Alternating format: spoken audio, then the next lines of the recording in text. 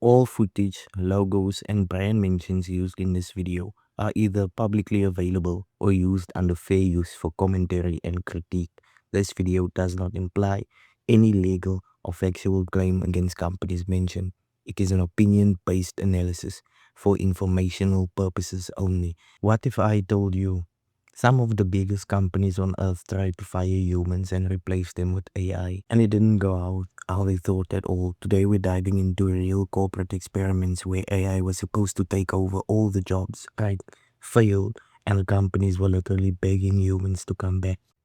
So one of the first victims of AI hype is Klarna. Klarna is a Swedish fintech, the company behind the buy now, pay later checkout tech used by millions of online shoppers worldwide.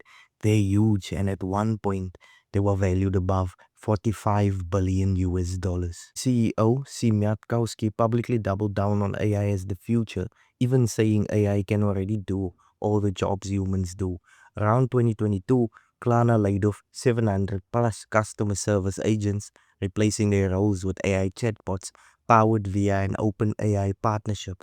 They stopped hiring almost entirely and expected AI to do all of it. Now, according to the company, AI was handling workloads equivalent to thousands of human interactions, slashing costs and elevating efficiency. Customers started getting robotic responses that sounded real but were wrong, tone deaf, or just plain unhelpful. Quality plunged, customer satisfaction slipped. The AI dream began to look like a robo intern that never slept, yet actually never yelped either. Klarna then publicly admitted the AI went too far and began rehiring humans, even pulling engineers and marketers into customer service roles because the bots just weren't cutting it. It's almost poetic. The company shrinks its staff with AI only to realize human empathy, nuance, and common sense are not features on the chatbot subscription plan. The next victim on the list is the Commonwealth Bank of Australia. The Commonwealth Bank of Australia is Australia's largest bank, handling everything from mortgages to health insurance payments.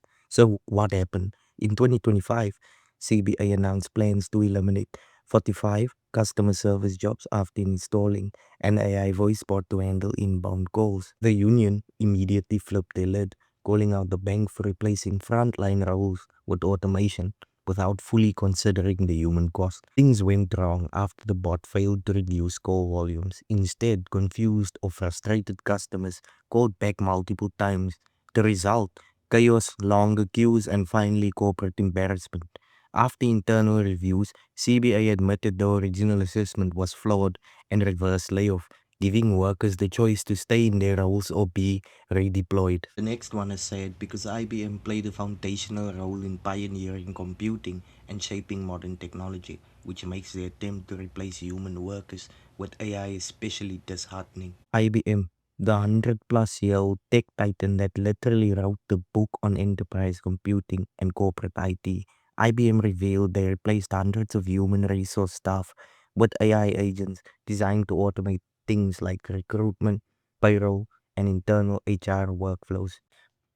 While overall employment numbers didn't tank, the jobs AI displaced were eventually brought back in different forms, especially in areas requiring judgment, fairness, and nuance, things AI is notoriously bad at.